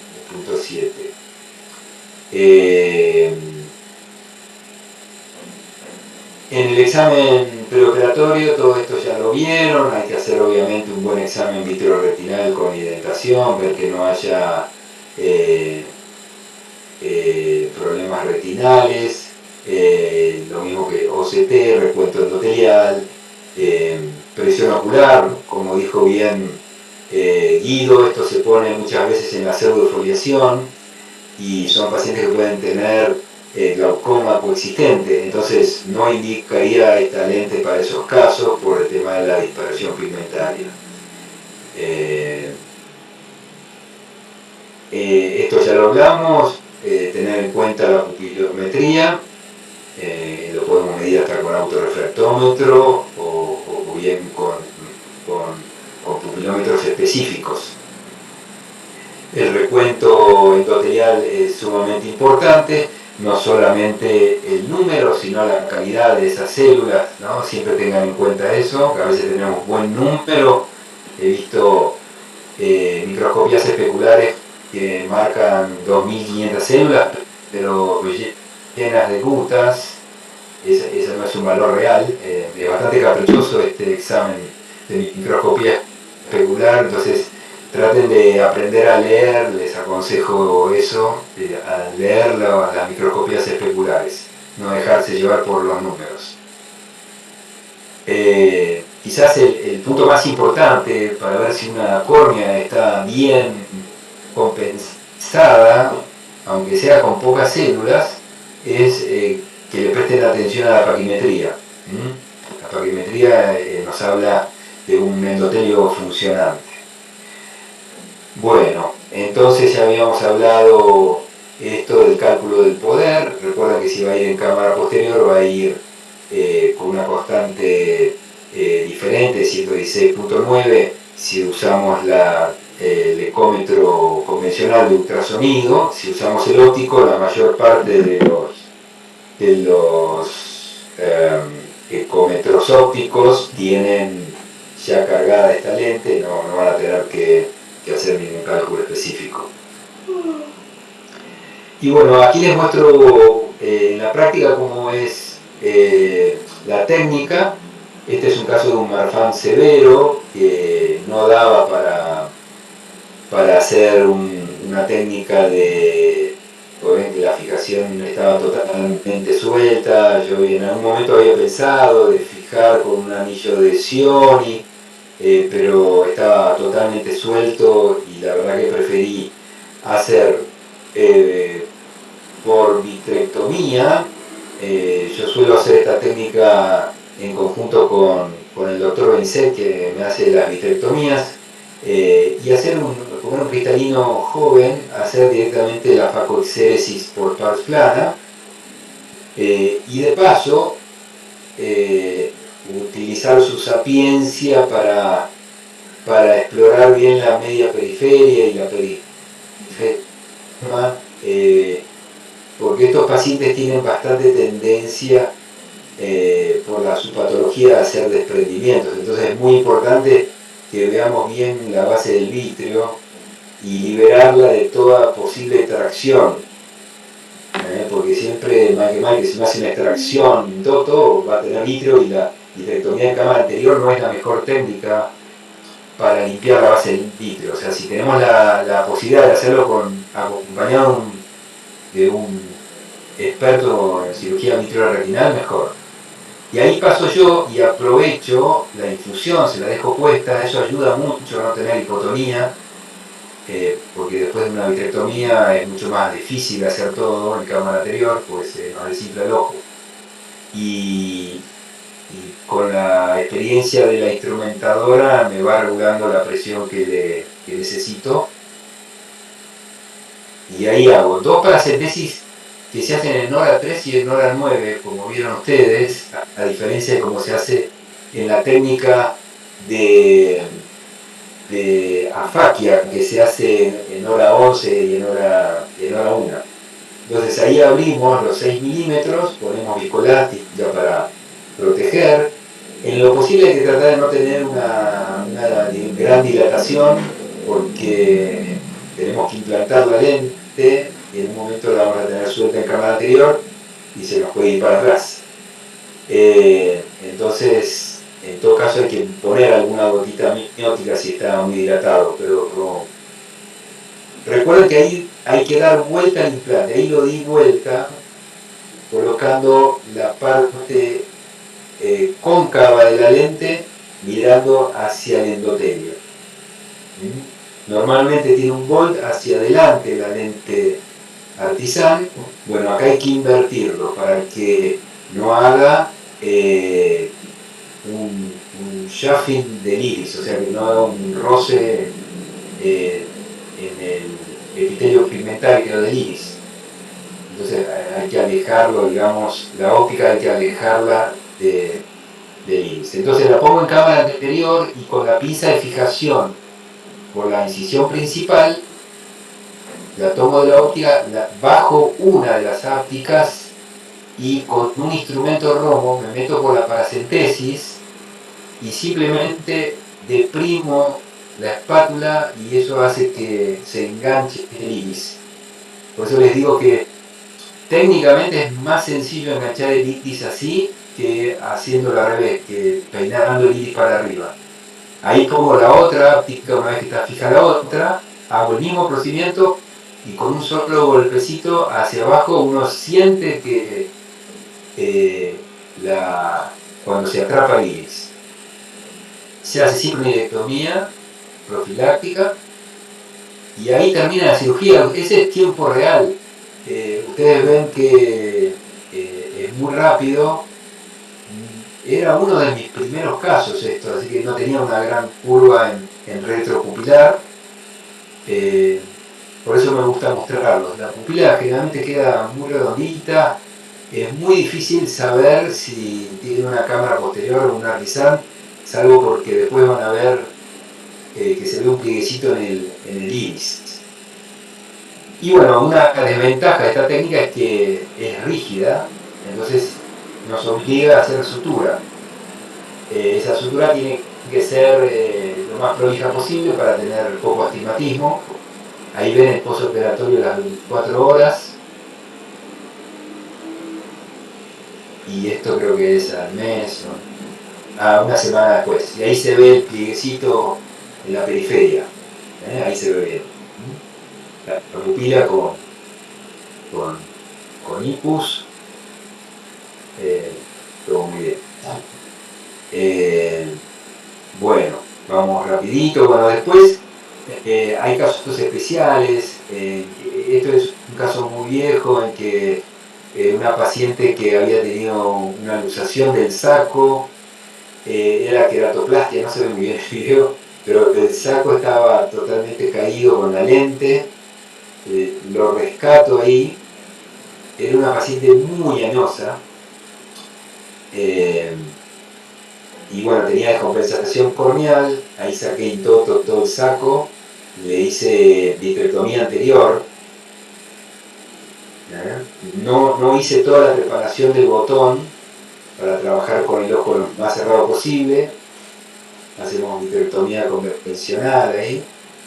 Y recién ahí, una vez que ya no tenía vitreo, el ojo estaba tranquilo, hice la preparación de la córnea descompensada e hice la fijación al iris cuando antes no se hacía retropupilar, la hice hacia adelante. Como les dije, era un paciente añoso. Creo que hoy esa córnea no hubiera aguantado porque después van a ver que el espacio entre el endotelio y la lente no es el ideal.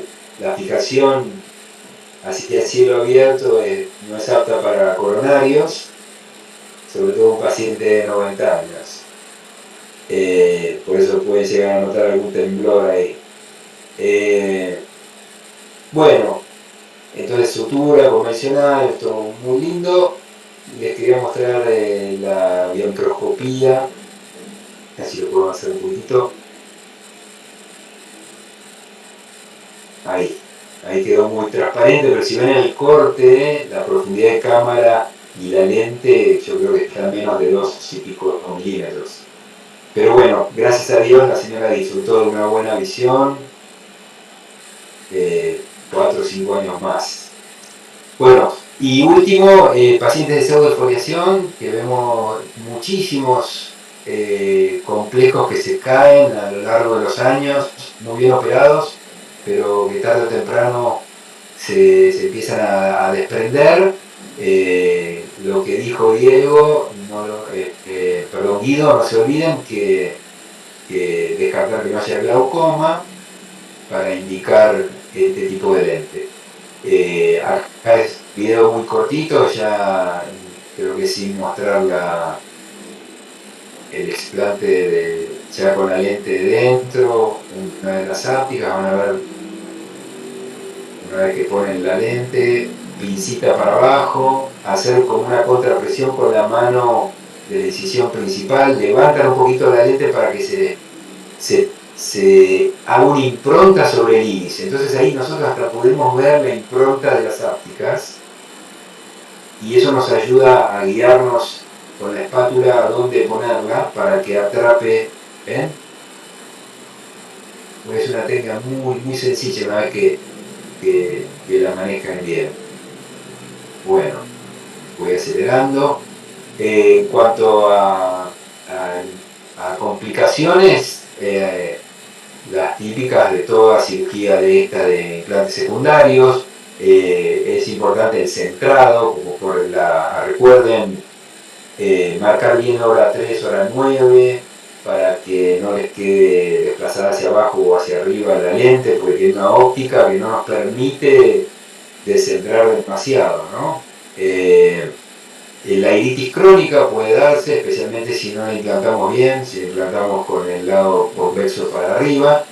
El daño endotelial, obviamente, va a depender de la técnica quirúrgica. Luxaciones tardías, he visto en cámara anterior lentes que se desprenden, pero por ahora no he visto de cámara posterior. No quiere decir que no se pueda llegar a desprender, pero siempre que he visto un desprendimiento de este tipo de lentes, siempre ocurre en una áptica. Nunca se van a caer las dos a la vez. O sea, siempre nos va a dar tiempo a rescatarla, en todo caso, si fuese la necesaria. Y obviamente es preferible que la lente se luxe hacia atrás que se luxe hacia adelante, pues si se luxe hacia adelante, ahí tenemos daño endotelial y a veces llegamos tarde a la cirugía y ya descompensamos la córnea. Y uno de los cuadros que hay que evitar es el Urret-Zavalía. Recuerden hacer la iridectomía, lavar bien la sustancia viscoelástica, y bueno, recordar que esta técnica yo la uso cuando tengo un iris sano, digamos un iris con pupila redonda. No es aconsejable hacer en pupilas discóricas o con midriasis paralíticas, porque ya les digo, la lente tiene una óptica limitada. Entonces fíjense si es un lente también muy traumatizado, si es un iris muy traumatizado, porque no va a haber un buen atrapamiento de las ápticas si está atrófico. Y bueno, la medición, importantísimo, de cámara anterior, y comprometer siempre a los pacientes al seguimiento. Muchas gracias. Dejo de compartir. Gracias Pato, buenísima la presentación. Hay una pregunta en el chat. ¿Qué fórmula utilizas para el cálculo? Ah, buenísimo, lo iba a decir. Mira, el que tiene más experiencia en esto, Well de Barcelona, me aconsejó siempre usar la SRKT. Porque recuerden que no tienen eso siempre y cuando tengan que calcular la lente, porque no tienen la econometría previa. Si tienen la econometría previa, pueden usar hasta la misma econometría previa, cambiando la fórmula. Perdón, la fórmula no, la constante. Pero si no la tienen y no tenemos forma de medir la profundidad de cámara, la mayor parte de las fórmulas necesitan esa medición, pero la SRKT no la necesita. Entonces, con SRKT va muy bien, va muy precisa. Y otra cosa que, bueno, que es importante es lo que le decía de la sutura, quizás es una de las cosas que tiene de dificultad esta técnica, que hay que suturar con la mayor prolijidad posible y generar siempre un astigmatismo a favor de la regla, nunca que quede hemétrope o que quede contra regla, porque esos puntos se aflojan, son 3 puntos y van a quedar con astigmatismo contra la regla, son muy difíciles de solucionar. Siempre es preferible que se pasen en 4 dioptrías por lo menos, y eso con el tiempo lo vas adquiriendo, esa posibilidad de dejarlos así. Si te quedan 4 a favor, por experiencia, sin tocar los puntos, quedan al mes, ya te quedan sin astigmatismo, porque se afloja por lo menos entre 3 y 4. Si lo dejás en 0, tenés 4 contra al mes seguro. ¿Y qué haces ahí? ¿Le haces después un excimer o algo así? Lindo truco. Porque en general son pacientes que no da para hacer un excimer, ¿no? Que generalmente son pacientes, digamos, que no te piden tanta exigencia, ¿no? La verdad no recuerdo alguno que le haya hecho un excimer. Se podría hacer, obviamente, como cualquier otro caso. Si el paciente es relativamente joven, con muchas exigencias, una PRK, o un LASIK, pero ya esperando un tiempito, porque abriste 6 milímetros, ¿no? Así que, escúchame, cuando vos, porque el temor de toda la técnica es esta, es que viste que se te vaya el lente para atrás. Cuando vos haces el clipeo, ese clipeo inverso, cuando te ha pasado alguna vez que clipeaste y fuiste a clipear el otro y no estaba tan bien clipeada la primera, y ¿te pasó algo así o se soltó alguno o generalmente con esa maniobra andan? madera, toco madera no, pero vamos madera todos. Lo que sí pasó es que clipear en donde no debía, por no estar bien marcado, por eso les aconsejo marcar muy bien la zona de clipeo, o sea, el 3 y 9, porque es casi imposible desclipearlo después. Porque una cosa es, cuando está en cámara anterior, vos bajás el iris y lo desclipeás. Bajás el iris así, pero cuando está posterior, es imposible, tendrías que meter por debajo del iris y levantar el iris justo entre las dos ópticas, es muy difícil. Entonces medio que lo tenés que dejar así y lo clipeaste mal, y el segundo compensarlo colocando la lente. Realmente tiene que ir horizontal, puede ir también oblicua si clipeaste mal la primera. Pero no clipeen una acá y la otra acá, porque va a quedar el iris así, ¿no? Entonces si clipeaste muy abajo, la de arriba, la otra clipeada más arriba. Hay que rotar un poquito. Reversa, ¿no? Si clipeaste arriba, la otra tiene más abajo. Excelente, Pato, excelente. Felicitaciones, muchas gracias. Por favor. Placer. Espero que se haya entendido algo. Yo tengo una preguntita para que cuando para aprender siempre, me encanta. Cuando vos haces no la retropupilar, sino el clipeo en cámara anterior, ¿no? Sí. ¿También haces la paracentesis 3 y 9 o las haces diferentes? No, cuando vas a cámara anterior, pero, haces tangencial a la incisión de arriba, o sea, haces la incisión de arriba y a los costados a 11 milímetros, si querés lo puedes, entre 11 y 12, haces las entradas, que tienen que ir así tangenciales a la pupila. Entonces ahí entras con otro instrumento que es como un quitítomo romo, que es el que usamos para, ¿cómo se llama? Para lentes fáquicas.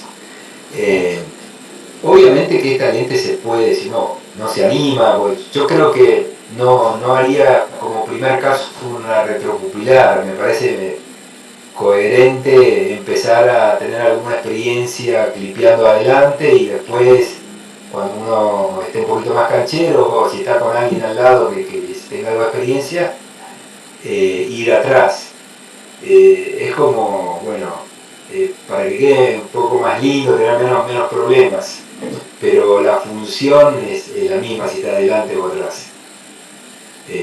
No lo dudaría en un caso con cámara estrecha, ahí no te queda otra, o si tenés daño endotelial, que normalmente tienen daño endotelial, ahí tenés que ir atrás. Pero si está todo bien ahí, tenés una cámara amplia y buen endotelio, anda adelante, tampoco hay que jugar con las coronarias, está tanto. Clarísimo, Pato, clarísimo. ¿Y ese instrumental que usás para el clipeo retropupilar, cómo se llama esa pinza? La pizza de fijación de Artisan, no tiene nombre propio. Pero es de la fábrica, de la empresa. Sí. Ah, ok. Te la probé la empresa. Que antes era BCA y ahora, ¿sabés? Es la pizza de Gruyère. No tiene nombre. Pero le podemos poner. Sí, tendremos que patentarlo eso. Está buena para el clipeo. No vayan sin esa pinza, la de incisión principal. Me ha pasado de olvidarla, patina mucho esa lente de acrílico duro y es una pesadilla la cirugía. O sea, no les aconsejo directamente suspendan, no vayan sin esa pinza. El fabricante se la va a dar. La otra, la que se usa para clipeo, la espátula, puede ser cualquier espátula. Esa que ven ahí es la que viene en la caja de Artiflex, pero he usado espátulas Roma cualquiera. Hay otras técnicas también de criptas, hay unos que pasan una aguja de hora recta, de hora 9 a hora 3, y levantan la lente así, con el iris, y clipea de un saque. No la he probado, pero Ariel Blanco la hace y le va muy bien. O sea, hay que buscar la técnica que uno se sienta más cómodo, ¿verdad? Perfecto. ¿Qué empresa la está proveyendo ahora?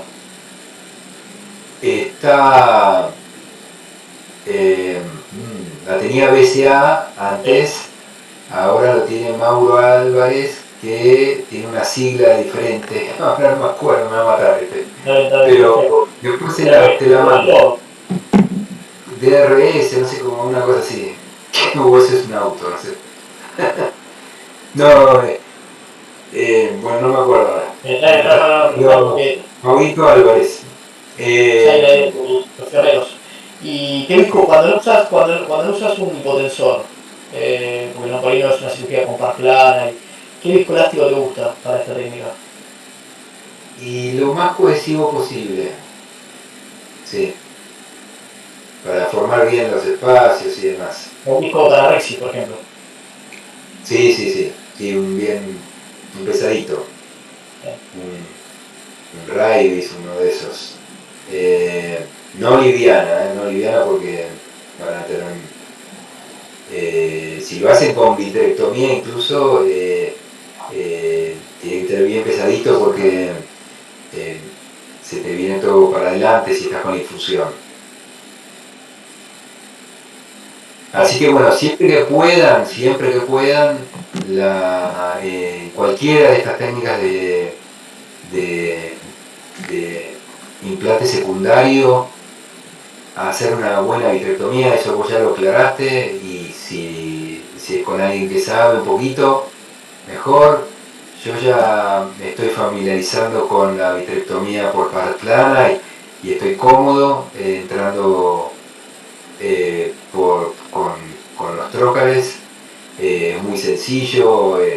Siempre hacer vitrectomía por cámara anterior no es lo ideal, porque uno no termina nunca de sacar el vitro y viene porque estás hidratando y puedes terminar con una gran hipotonía y no es el objetivo.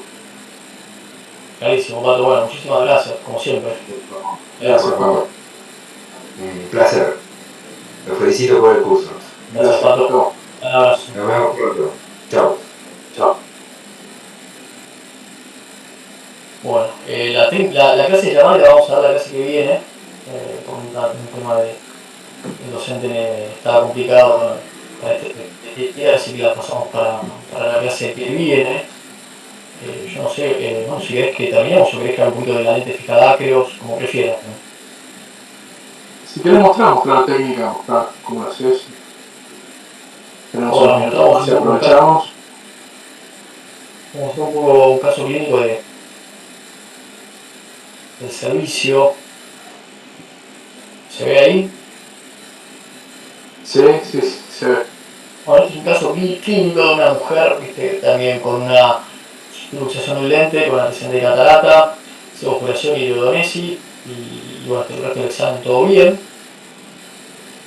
Mácula retina sin particularidad, todo bien. Entonces lo que se decide acá es implantar una lente fijada esclera con una sutura de vórtex, ¿no? Entonces lo que se va a hacer acá, como bien mostró Patricio, es muy importante marcar el eje, ¿no? El eje horizontal de los 90 grados, de los 0 a 180 grados, como vemos acá con esta de Méndez, para el centrado del lente, ¿no? Eso es clave. Toda técnica de fijación de esclera es muy importante. Acá se van a usar unos trócares 25G. Entonces lo que se hizo fue, se marcó 2 milímetros desde el limbo hacia esclera y después 2 milímetros de trócar y trócar 25G y de trócar a esclera 2 milímetros. Lo mismo contralateralmente, ¿no? A nivel del eje donde marcamos la marcación previa del anillo de Méndez. Fíjense acá está el complejo luxado del lente BAC por la pseudofolación. Entonces llegamos ahí 2 milímetros, se hace la incisión esclerocorneal, se retira esta lente con su BAC capsular por la incisión esclerocorneal. Es una lente de 3 piezas. En este caso no se decide fijarla porque está toda solucionada con el complejo, ¿no? Entonces acá primero una vitrectomía por plana para no generar tracciones vitreorenales y se retira la lente, se explanta por incisión esclerocorneal. Tanto lente como complejo va capsular. Se hace la vitrectomía por par plana, se reposiciona un poco el índice atrás de la incisión esclerocorneal. A veces las incisiones esclerocorneales prolapsan un poquito más en estos casos. Bajamos un poco la difusión del glipotensor, seguimos con la vitrectomía. Una vez que no hay más vitro en cámara anterior, viscoelástico pesado, continuamos con la vitrectomía por plana para remover todo el vitrio que pueda llegar a estar retrasando la cámara anterior. Se hace una cirugía vitreoretinal, explorando bien la periferia que no tengamos desgarros. Y se va a proceder acá al implante del lente Acreos, suturado y fijado con la sutura de vórtex. Entonces se pasa primero por este aire de la lente Acreos, se pasa después por el otro.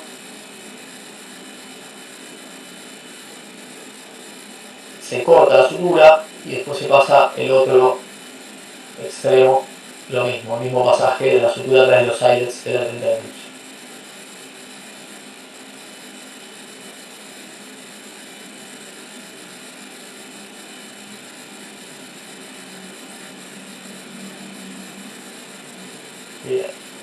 Se busca la sutura de vórtex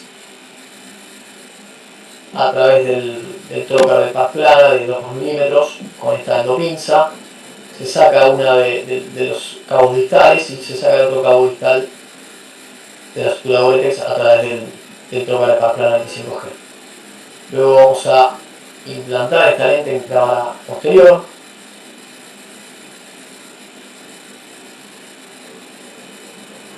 Y vamos a realizar la misma maniobra, ¿no? Vamos a realizar el pasaje de la sutura de Gore-Tex, la acomodamos en cámara posterior y buscamos con esta endopinza, este endographer serrated a través del trocar de paz plana 25G y el otro cabo distal lo mismo. Damos una mano entre las dos endopinzas, se llama double shake technique. Entre dos manos realizamos el pasaje, retiramos los trócares de 25G, ya tenemos la lente asegurada y lo que se va a hacer ahora es fijar con mucho cuidado esta lente de Gore-Tex a esquina, ¿no? Esta lente de Acrylos con la sutura de Gore-Tex se la fija a esquina. Cerramos la incisión esclerocorneal. Esta es como dijo Patillo, ¿no? No son cirugías refractivas, entonces tampoco estemos tan perseguidos por el astigmatismo que podamos ocasionar con las incisiones, porque acá lo importante es resolver la faquia y que el paciente vuelva a ver. Se cierran los planos, tenón y conjuntiva, y se cierra esta sutura de Gore-Tex, que no hace falta enterrarla debajo de esclera, puede estar por debajo de tenón y conjuntiva, que no va a generar ninguna inflamación, ninguna infección por exposición, pues totalmente biocompatible. Entonces, lo que hay que entender de esta lente, bueno, que es una lente de una sola pieza, que tiene 4 ápices de fijación, lo que le da mayor estabilidad, porque no tenés un tilting. Al tener 4 puntos de fijación, la lente no está tilteada. Es hidrofílica, sepamos que es una lente hidrofílica, es muy importante conocer esto. Acrílica hidrofílica, entonces nunca evitarla por ahí en pacientes que tengan un riesgo de descompensación endotelial, porque si después este paciente hay que hacer una trasplante endotelial con un IMEC o de SAEC y tenemos que usar exposición a gas intraocular, podemos tener una pacificación de la lente. Entonces, si es un paciente con un endotelio enfermo o patológico, esta técnica no la tenemos que contraindicar, porque después no le vamos a poder hacer una cirugía endotelial. En diabéticos también, porque bueno, por ahí si tiene un mayor riesgo de retinopatía diabética proliferativa, contracciones renales que requieran una cirugía con aceite de silicón, también esta exposición o un gas intraocular puede generar también una opacificación del lente.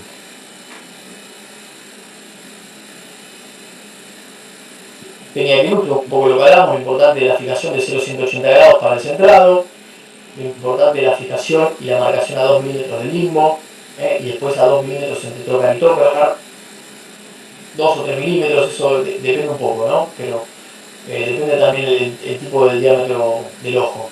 A mí me gusta entre 2 y 3 para dar una mayor estabilidad, y acá un poquito más también puede ser. Pasamos a las técnicas quirúrgicas para el abordaje de la sutura, es muy importante este abordaje para pasar correctamente.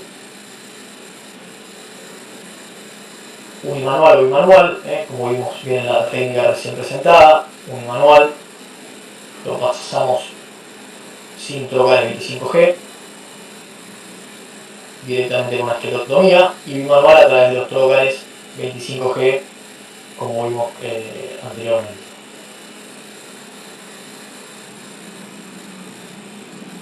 Esto un poco lo vimos, la sutura es contención balanceada, 3-1-1 como habitualmente hacemos. Y bueno, la evaluación postoperatoria, hagamos una imagen Sheffield donde confirma la posición y el centrado del lente. Este es el caso de este postoperatorio. Fíjense que los 3 meses postoperatorio la lente quedó centrada con una buena huesa visual mejor corregida de 20-30. Estos pacientes tienen astigmatismo corneal por incisión, obviamente. El calibre del trocar 25G, como bien lo vimos, la sutura Gore-Tex. Hay menor incidencia de complicaciones en este tipo de técnicas, publicadas fundamentalmente con los trócares 25G, que son incisiones de trócares menores. y es muy importante la elección de este tocar para tener menor incidencia de complicaciones postoperatorias. Lo que hablamos previamente, viste las comparaciones entre técnicas y bueno, se vio que hay una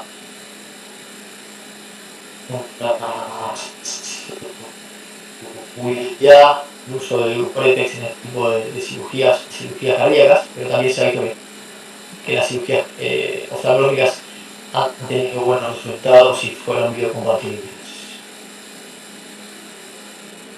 Este es un poco el Goretex que se emplea, fíjense, es el que actualmente se emplea para este tipo de sutura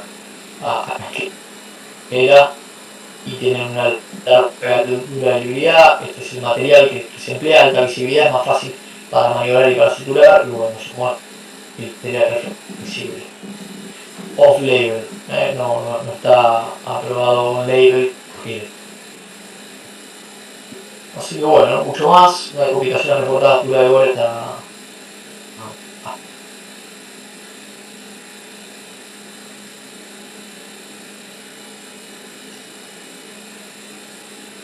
No sé si. Guido, una pregunta. ¿Qué aguja usás de Gore-Tex? Se quedó. Se quedó tintado.